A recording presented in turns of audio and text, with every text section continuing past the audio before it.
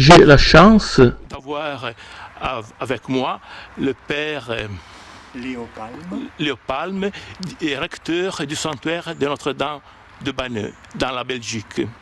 Expliquez-moi, s'il vous plaît, qu'est-ce qu'il s'est passé dans l'histoire et quel est le message de Notre-Dame de Banneux? Allez-y. L'histoire de Banneux commence le 15 janvier 1933. Nous sommes le dimanche soir et Mariette Bécaud, qui est l'aînée d'une famille de 7 enfants, est à la fenêtre de la cuisine et elle regarde vers l'extérieur parce qu'elle attend le retour de son frère Julien. Et subitement, elle voit dans le jardin une belle dame qui est rayonnante de lumière. Et elle appelle sa maman. « Maman, viens un peu voir, il y a une belle dame dans notre jardin. » Mais comme la famille habite un peu à l'écart du village, maman dit « Mais qui est-ce qui viendrait nous rendre visite pendant l'hiver à 7 heures du soir ?» Et donc elle ne prend pas du tout au sérieux ce que Mariette lui dit. Mais sur l'insistance de la fillette, eh bien maman vient jusqu'à la fenêtre et ce soir-là seulement, elle a vu aussi une silhouette lumineuse dans le jardin. Mariette a le sentiment qu'elle voit la Vierge Marie et à un moment donné, la belle dame lui fait signe de la main pour qu'elle sorte. Et quand la maman voit Mariette se diriger vers la porte de sortie, eh bien, elle va fermer la porte à clé et elle s'écriera « C'est tout au plus une macrale, une sorcière ». Mariette est donc empêchée de partir. Quand elle revient à la fenêtre, la belle dame a disparu. Mais comme elle est convaincue que c'est la Sainte Vierge, eh bien, elle prend son chapelet et elle commence à prier. C'est là la première apparition de Banneux, un dimanche soir. C'est l'obscurité et dans cette obscurité vient une belle dame, Marie, la Vierge des pauvres. Mariette va revoir cette belle dame 3 jours plus tard, le mercredi, et comme elle ne veut plus avoir le même problème que le dimanche, à savoir que maman l'empêche de sortir, eh bien, un peu avant 7 heures du soir, elle va sortir dans le jardin, elle va se mettre à genoux par terre et elle va commencer à prier le chapelet.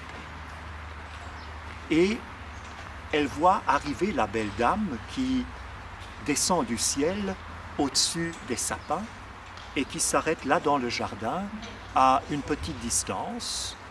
Elle est au-dessus d'un petit nuage, environ 60 cm du sol.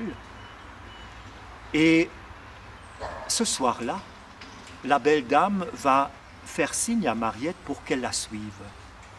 Et ensemble, elles vont se rendre à une source qui est à plus ou moins 100 mètres de la maison, une petite source qui était là au bord du chemin. Et quand la belle dame se tient au-dessus de la source, elle dira « Cette source est réservée pour moi ».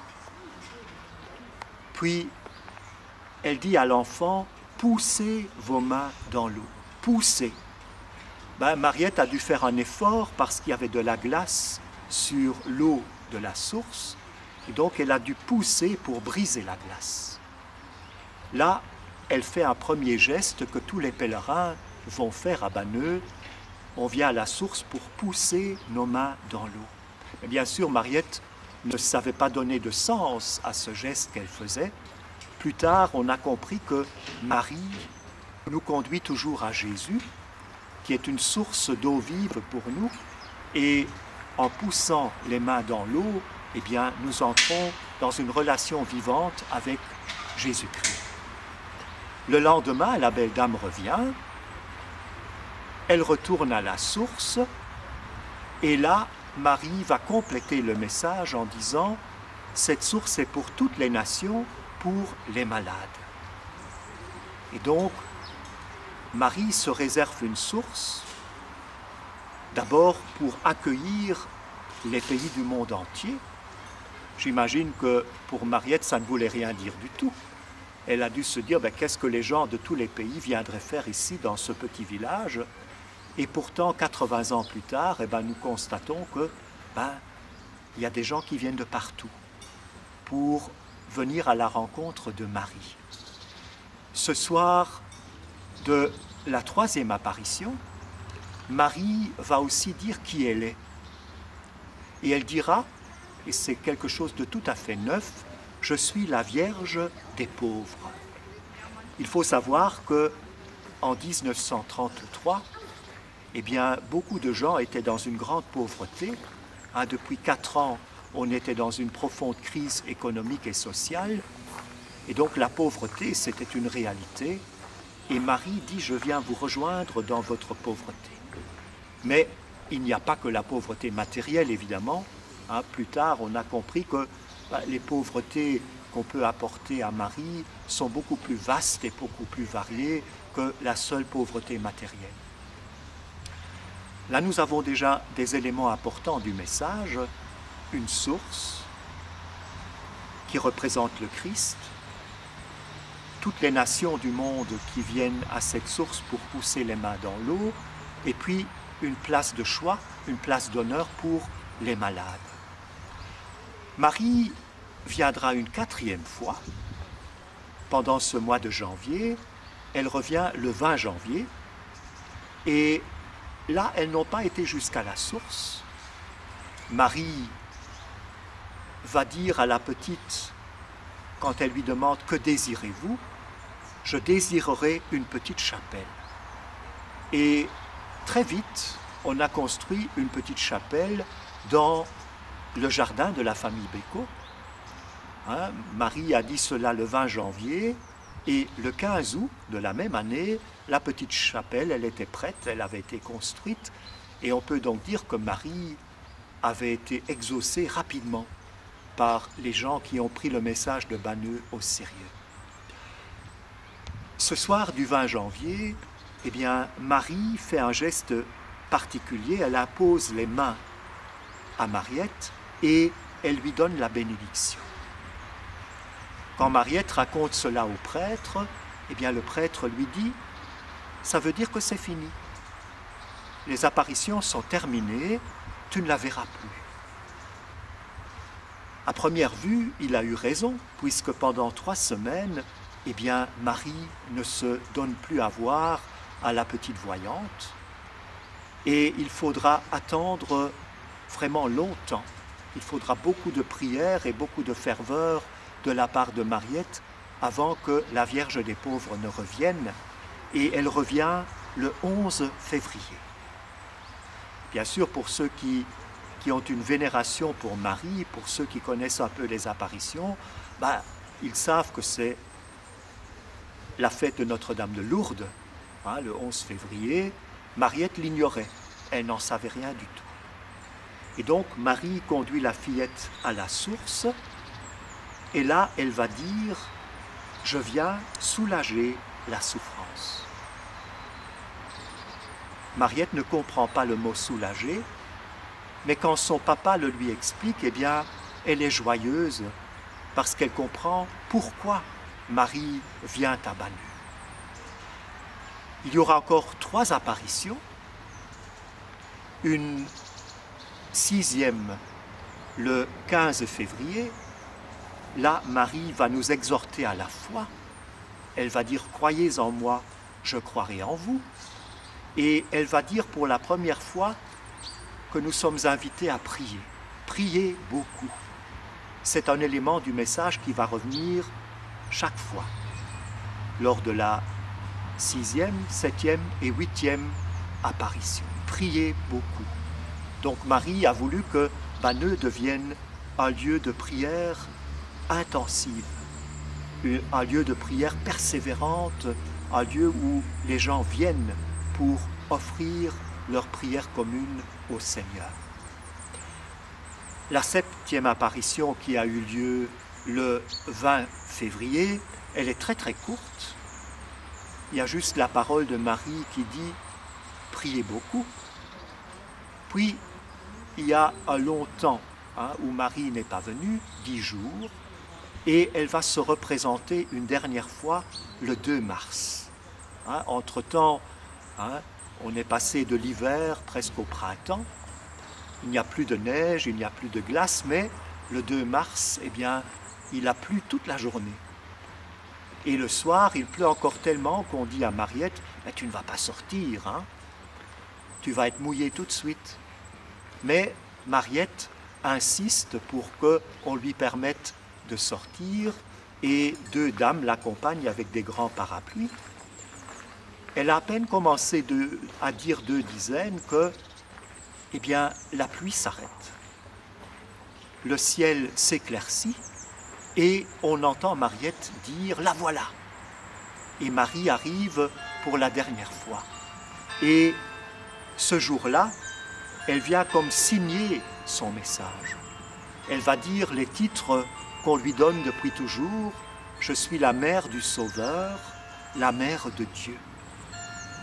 Alors elle ajoute « Priez beaucoup » et encore une fois, elle va imposer les mains à Mariette et lui donner la bénédiction. Et puis vient un mot que Mariette ne voulait pas entendre. Marie va dire « Adieu ».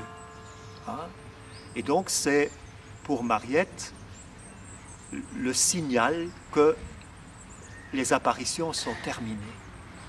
Parce qu'auparavant, à plusieurs reprises, Marie avait dit au revoir. Et quand on disait à Mariette, mais est-ce qu'elle va encore revenir? Mariette disait, elle m'a dit au revoir, donc je vais la revoir. Quand on dit au revoir à quelqu'un, c'est qu'on s'engage quelque part à aller le voir. On s'engage à une prochaine rencontre. Par contre, ici, Marie dira adieu et Mariette comprend, c'est fini.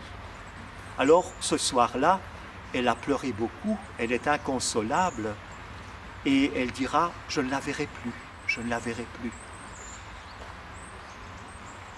Banneux, c'est donc 8 apparitions de Marie au cœur de l'hiver, au cœur de la nuit. Marie est toujours venue le soir quand il faisait noir.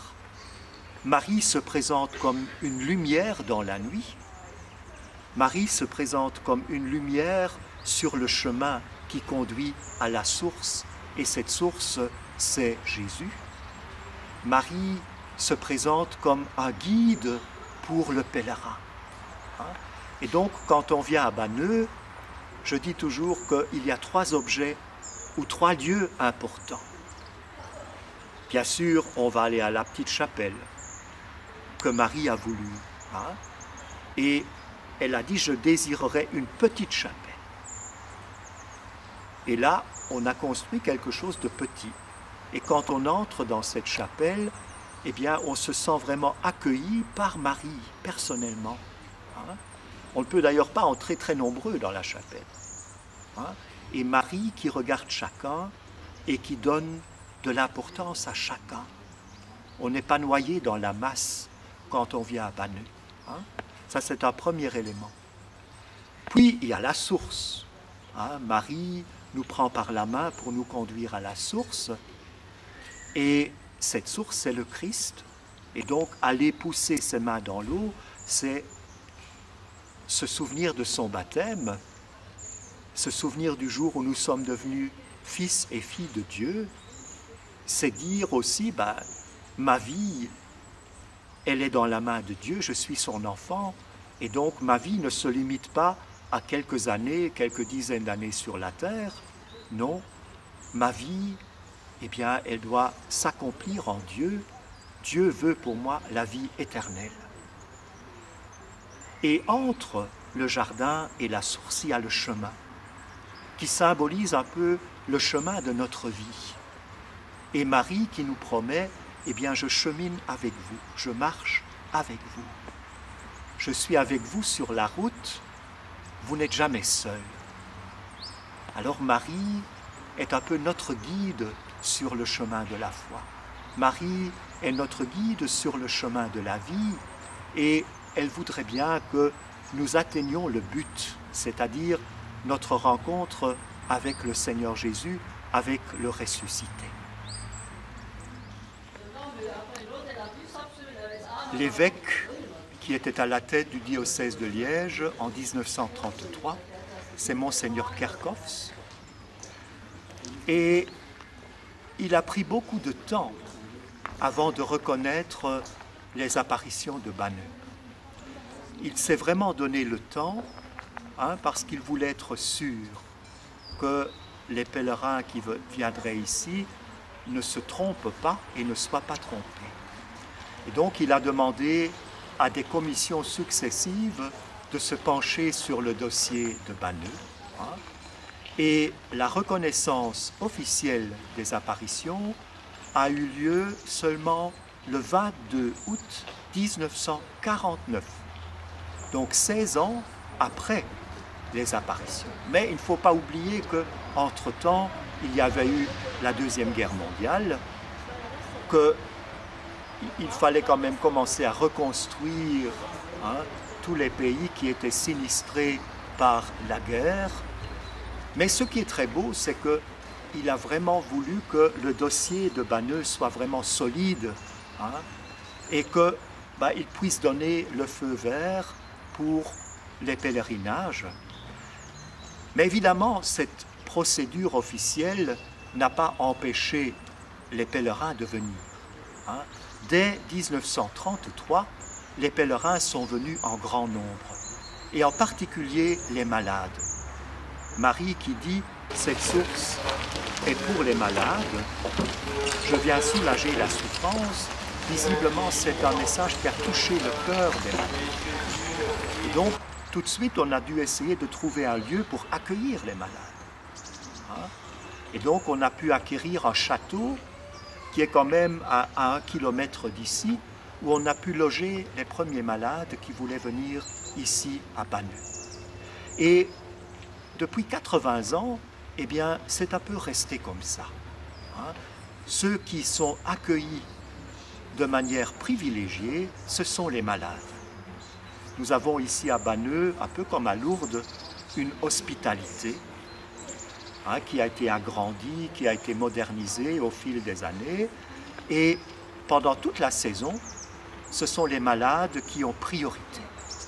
C'est eux qui viennent ici pour 4 jours, accompagnés de médecins, d'infirmières, de bénévoles qui s'occupent d'eux, et ils viennent se ressourcer à Banneux pendant 4 jours.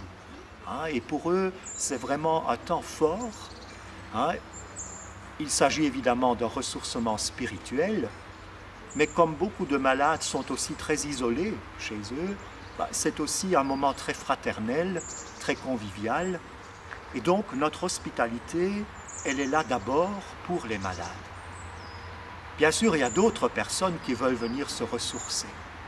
Et donc, en dehors de la saison des pèlerinages, l'hospitalité est disponible pour des retraites, pour des récollections, pour des journées de retraite. Mais il y a aussi d'autres maisons ici à Banneux, où on peut faire et prendre un temps de retraite. Et c'est vrai qu'il y a une réelle demande à ce niveau-là.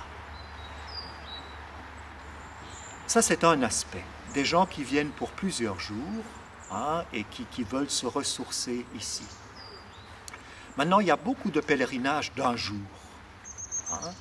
Et là, les gens viennent d'un peu partout. Tout d'abord, il y a beaucoup de Belges qui viennent, évidemment, aussi bien les Flamands que les Wallons, que ceux qui parlent allemand. Donc, ils viennent volontiers une journée à Banneux. Et pour eux, le trajet n'est pas trop long.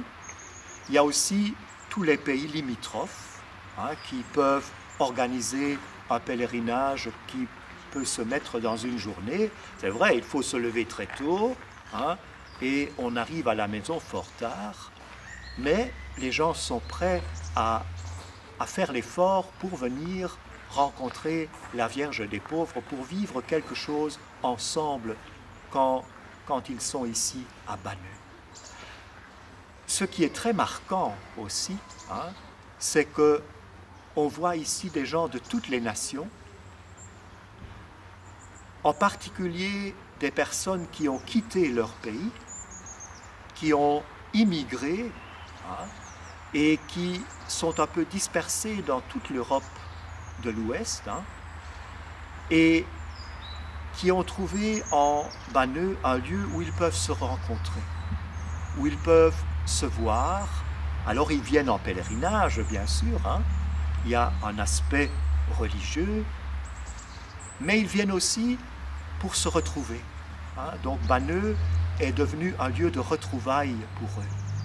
Hein, je pense par exemple aux Italiens qui sont venus travailler ici dans nos mines, hein, qui ont quitté la Sicile, qui ont quitté l'Italie, qui habitent ici depuis de longues années, mais le lundi de Pentecôte, eh bien, ils viennent en grand nombre à Banneux pour se retrouver, bien sûr, mais aussi pour prier avec les prêtres italiens qui sont ici pour les accompagner.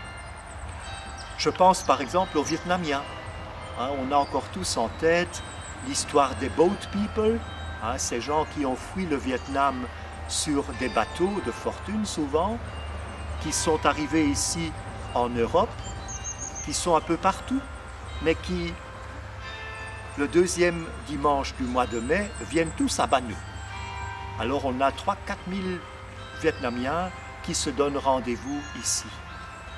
Je pourrais ainsi énumérer un tas de groupes, hein, qui viennent en grand nombre, les Polonais, les Sri Lankais, les Philippins, vraiment des gens qui viennent d'un peu partout et qui ont découvert Banneux pour se retrouver, mais aussi pour vivre ensemble leur foi, pour vivre ensemble ce lieu international où ils se sentent chez eux. Ils sont un peu dépaysés parce qu'ils ont quitté leur terre natale, mais ils me disent souvent, eh bien, près de Marie, nous nous sentons vraiment chez nous, comme si on était un peu à la maison. Père Léopalme, je vous remercie de votre témoignage. C'est avec grande joie. Merci à vous. Et j'espère de venir à nouveau à Banneux, hein, comme pèlerin. D'accord.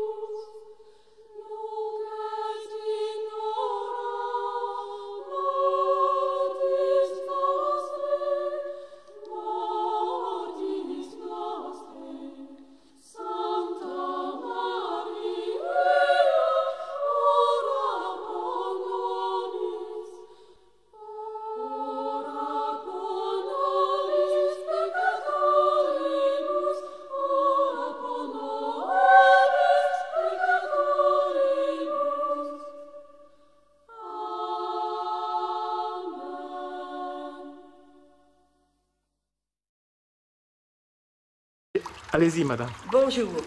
Je vais vous expliquer comment j'ai été à l'Enfant Jésus à Tongres. J'avais l'âge de 4 ans, c'était en 54, en 1954.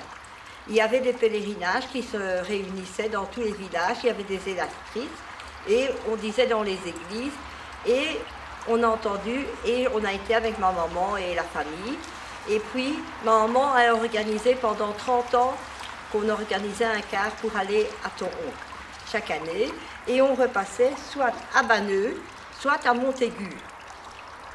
Bon. Hein? Et c'est comme ça qu'on a connu l'enfant Jésus. Bon.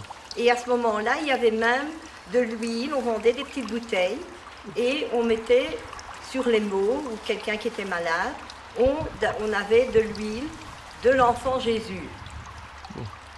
Et il y avait des livres aussi, mais maintenant c'est souvent avec Internet, et pour les personnes qui n'ont pas Internet, ben, ils ne savent plus les nouvelles comme il y a 50 ans, parce que ça s'est modernisé.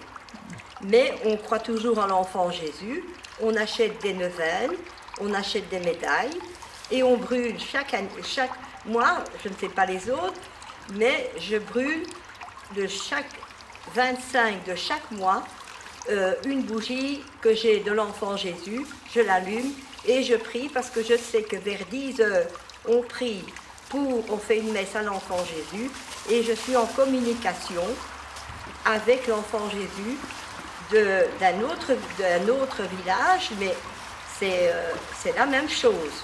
Et je sais qu'on fait une neuvaine 9 jours avant la fête du 25 décembre. Alors, on envoyait ses intentions. Si on ne sait plus les envoyer, ben on met tout près de la crèche, à sa maison, une intention, et on dit ses prières, sa neuvaine, à sa maison, tous les jours, pour les intentions qu'on a demandées, ou pour un malade, ou pour un enfant, ou pour un voisin qui n'est pas bien, ou pour n'importe quoi, peut-être aussi dans la vie de couple, ou il y a beaucoup de circonstances dans la vie. Et c'est comme ça que j'ai connu l'enfant Jésus et que j'ai connu Banneux. D'accord. Merci de votre témoignage. De rien.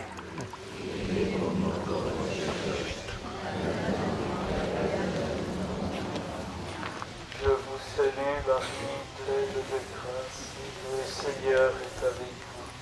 Vous êtes bénie entre toutes les femmes, et Jésus, le fruit de vos entrailles, est béni. Sainte Marie, Mère de Dieu, priez pour nous pauvres pécheurs, maintenant et à l'heure de notre mort. Gloria Patri et Filio.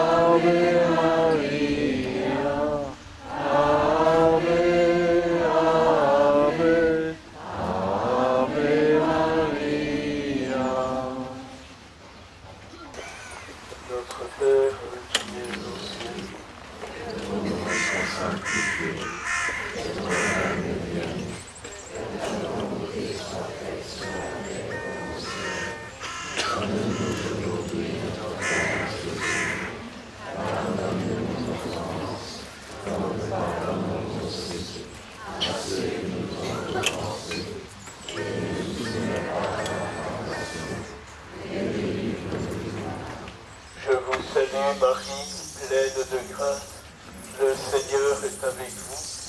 Vous êtes bénie entre toutes les femmes, et Jésus, le fruit de vos entrailles, est béni.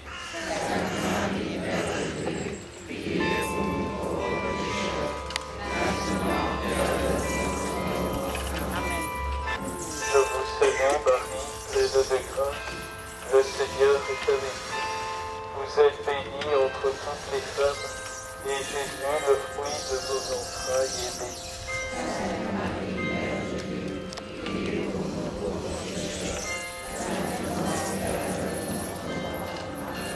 Gloria Patri et Filii et Spiritui Sanctus, sicut et nunc et semper, et in saecula saeculorum.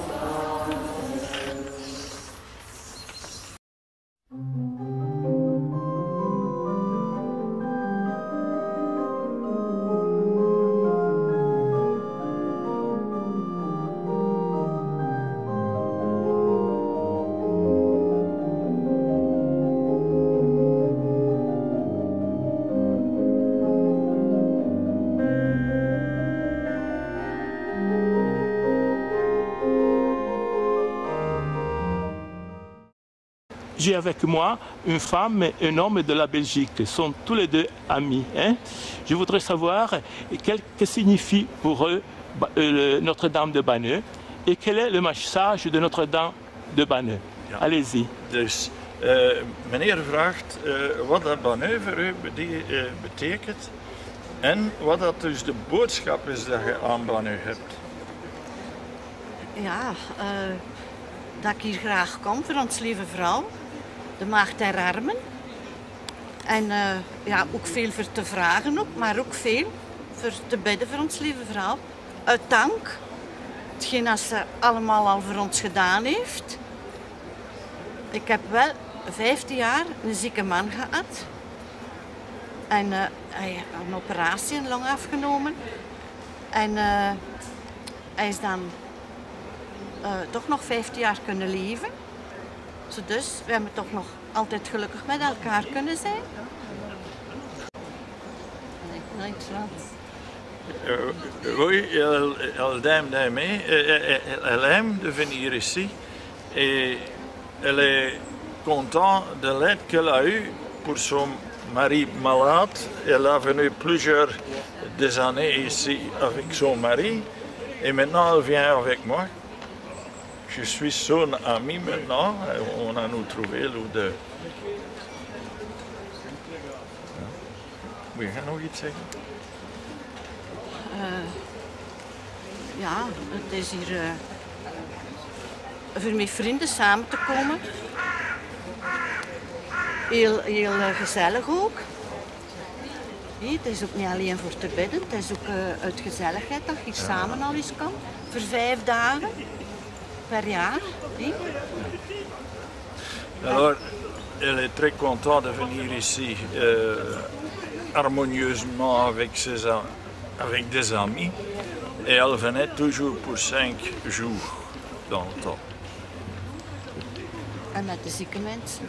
Alors aussi pour les malades. De zieke mensen samen. Et quel est, selon elle, qu'est-ce que signifie le message? Quel est le message pour elle? Het is eigenlijk de boodschap van onze lieve vrouw der armen volgens u. De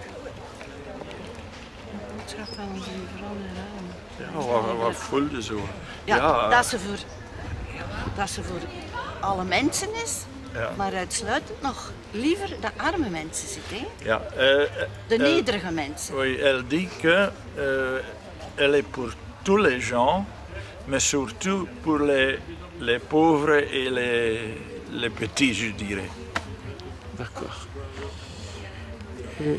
Et vous, selon vous, qu'est-ce que signifie Banneux et quel est le message pour vous? C'est-à-dire, pour moi, le message est surtout venu par elle, ma amie. Je suis son chauffeur en tout cas. Et naturellement, Notre-Dame des pauvres, je l'ai fait connaissance avec ma amie. Oui. Et qu'est-ce que ça change quelque chose en vous toutes les fois que vous venez ici? Oui, naturellement, on sent l'ambiance de pèlerinage, en tout cas. Et alors, je vois aussi que ma amie est vraiment contente d'être ici. D'accord. Surtout pour moi, c'est la direction vers ma amie. D'accord. Je vous remercie de vos témoignages hein, et bonne soirée. Hein.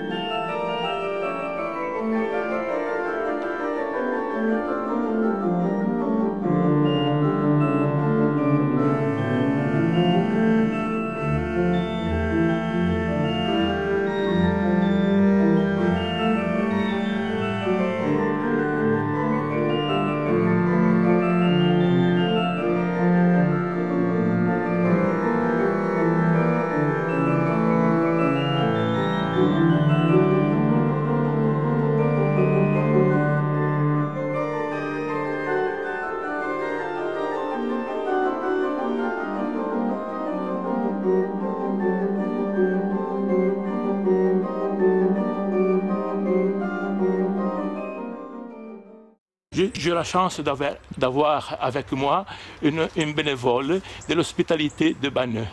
Je voudrais savoir qu'est-ce qu'il ressent quand ils viennent ici à Banneux. Allez-y. Oui. Oui. Bon, je ne suis pas bénévole, mais je suis ici en tant que pèlerin. Oui. Nous sommes dans un Triduum, ça dure 4 jours. Oui. Ce que nous ressentons, je pense, tous ici, c'est une très grande fraternité entre nous, très grande, un rapprochement du Christ. et de la Vierge évidemment. Quand nous repartons d'ici, c'est avec un cœur serré. On voudrait rester, tellement nous sommes bien. Et quand nous rentrons à la maison, eh bien, nous sommes plus légers. Il me semble qu'on est nettoyé de tout ce qui est mauvais dans notre âme. Bon.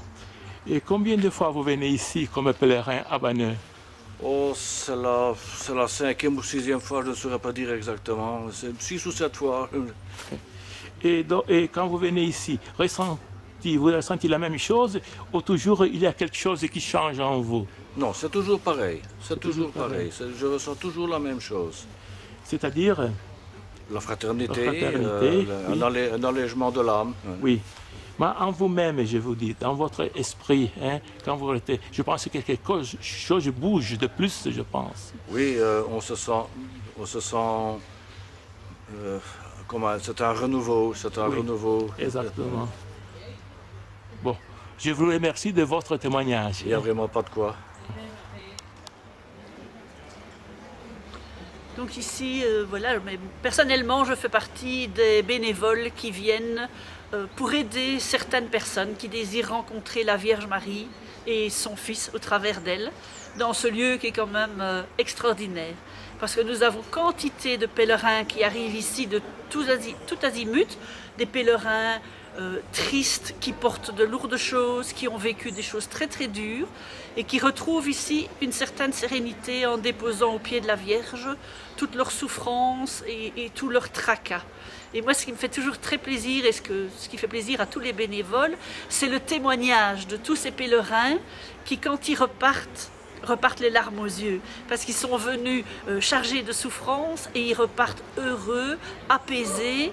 Il y a eu une entraide extraordinaire entre aidants, entre pèlerins. On voit des choses extraordinaires, des pèlerins qui arrivent seuls dans des voiturettes, qui se restent dans leur coin et qui en quelques jours s'épanouissent et s'ouvrent aux autres parce qu'ils partagent la même table, parce qu'ils ont fait connaissance avec l'un ou l'autre pèlerin pour discuter, ou avec une bénévole pour confier aussi tout ce qu'ils ont vécu durant l'année.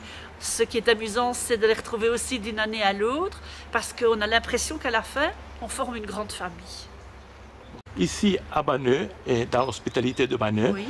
C'est la première fois que vous venez ici à l'hospitalité comme bénévole. Ce sont plusieurs années que vous venez ici. C'est la 16e année que je viens ici et j'ai repris la responsabilité du Trideum depuis à peu près 10 ans.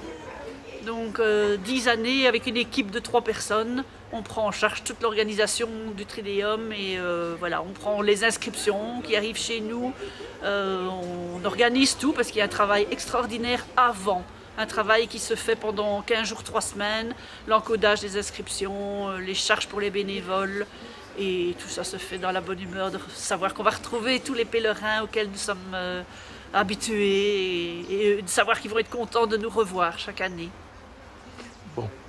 Et vous êtes à côté des souffrants, des handicapés. Hein? Oui. Qu'est-ce que vous ressentez quand vous êtes à côté d'eux? Hein? Beaucoup de paix qui s'installe au fur et à mesure, beaucoup de joie d'être ici et de pouvoir enfin avoir quelqu'un qui écoute la souffrance de ces personnes. Parce que bien souvent, les personnes sont dans des homes ou sont seules chez elles, et donc c'est une infirmière qui passe pour les laver, c'est quelqu'un qui apporte leur repas, mais qui n'a pas le temps, qui ne prend pas le temps parce qu'elle n'a pas le temps. Ici, on prend le temps de les écouter, de les accompagner, de les choyer. C'est vraiment ça. On a un service d'infirmières et un médecin avec un étage bien spécifique pour les plus grands malades, et ils sont vraiment choyés pendant 5 jours. Ça, c'est vraiment ce qu'on ressent auprès des personnes les moins valides. Donc, pratiquement, c'est une grâce être à côté d'eux, n'est-ce pas? C'est une grâce. Hein? C'est une grâce qu'on reçoit de la Vierge, de pouvoir voir toutes ces personnes qui sont heureuses d'être ici, de se retrouver et de savoir qu'ici, la Sainte Vierge est là aussi pour les accueillir et pour les consoler. Donc l'hospitalité fait part du sanctuaire de Banneux, n'est-ce pas? Est né avec après les apparitions, on commençait déjà à avoir des bénévoles ici, des hospitaliers, et des malades, des handicapés, n'est-ce pas? De plusieurs coins de Belgique, des équipes se sont mises en place en disant mais nous on va amener des bénévoles avec une voiture, puis vu le nombre avec un car, et on m'a raconté les tout premiers pèlerinages se faisaient au départ. Par exemple, le nôtre, au départ de la gare de Schaerbeek à Bruxelles, les personnes venaient en train sur des brancards à l'époque, parce qu'il y avait beaucoup de personnes sur des brancards. Ils arrivaient à la gare de Verviers, ils étaient pris en charge par des fermiers avec des chevaux qui tiraient des charrettes, on mettait les brancards sur les charrettes, et ils arrivaient comme ça après une journée de trajet depuis Bruxelles pour venir ici, alors que maintenant, en voiture, on met 1 heure. Ils arrivaient ici au bout d'une journée, pour rester le même temps, toujours 5 jours. D'accord. Je vous remercie beaucoup de votre témoignage. Merci à vous. Merci. Tu es vraiment saint, Dieu de l'univers, et toute la création proclame ta louange, car c'est toi qui donnes la vie. C'est toi qui sanctifies toutes choses, par ton Fils Jésus-Christ notre Seigneur, avec la puissance de l'Esprit Saint. Et tu ne cesses jamais de rassembler ton peuple, afin qu'il te présente partout dans le monde une offrande pure. C'est pourquoi nous te supplions de consacrer toi-même les offrandes que nous apportons. Sanctifie-les par ton esprit, pour qu'elles deviennent le corps et le sang de Jésus, ton Fils Jésus-Christ, notre Seigneur, qui nous a dit de célébrer ce mystère. La nuit même où il fut livré, il prit le pain. En te rendant grâce, il le bénit, il le rompit et le donna à ses disciples en disant: prenez et mangez-en tous, ceci est mon corps livré pour vous.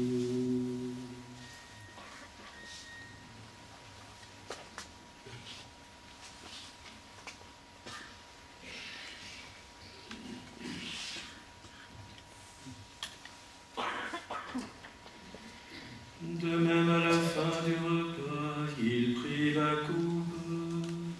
En te rendant grâce, il la bénit et la donna à ses disciples en disant: prenez et buvez-en tous, car ceci est la coupe de mon sang, le sang de l'alliance nouvelle et éternelle, qui sera versé pour vous et pour la multitude en rémission des péchés. Vous ferez cela en mémoire de moi.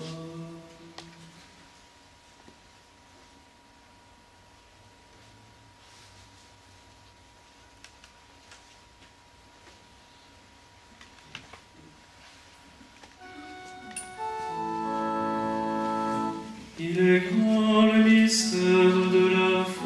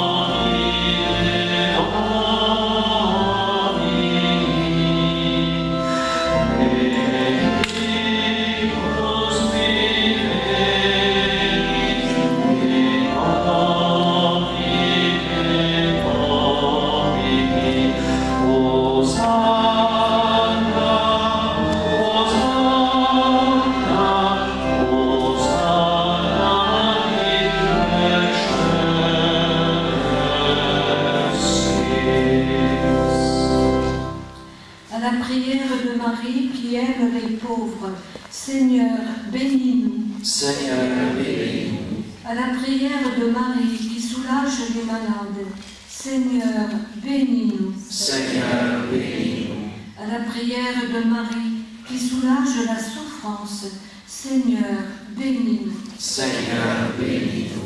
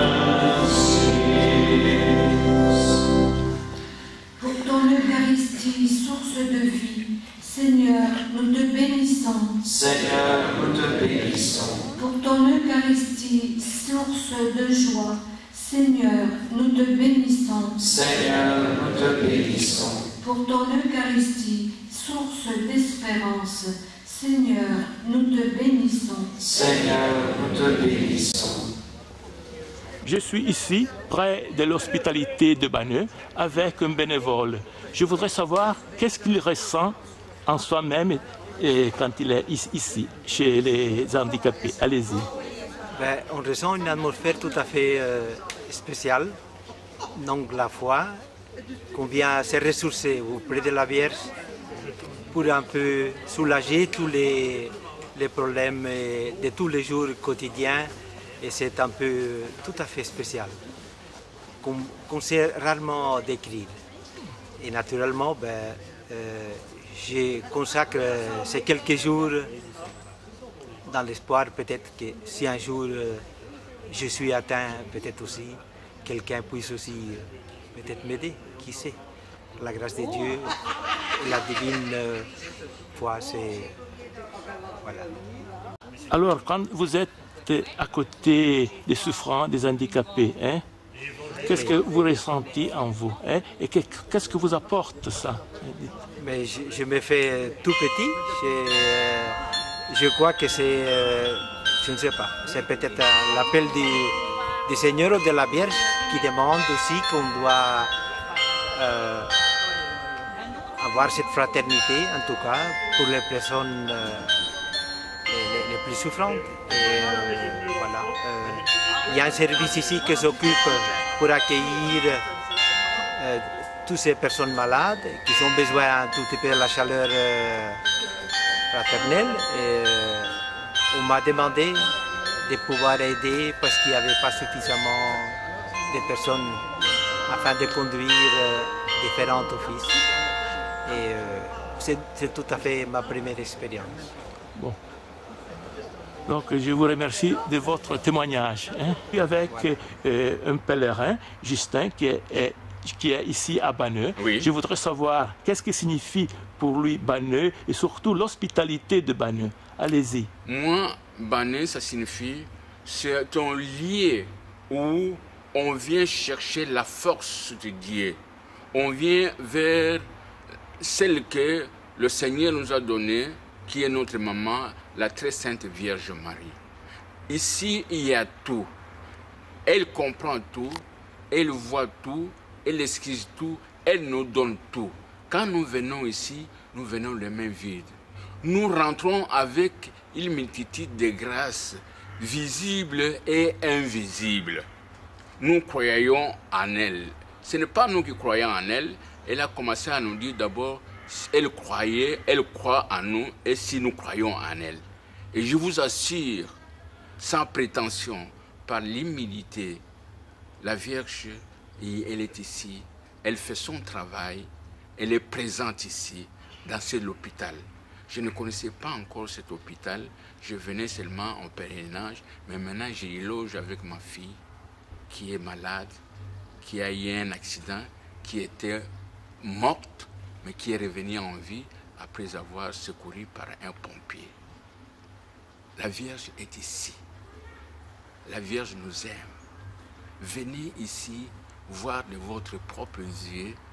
Hein? Ce n'est pas une propagande, mais je vous dis, il y a une vie tangible ici. On touche la Vierge, on la voit.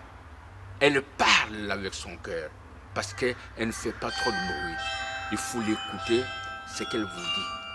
Voilà ce que je peux dire. D'accord.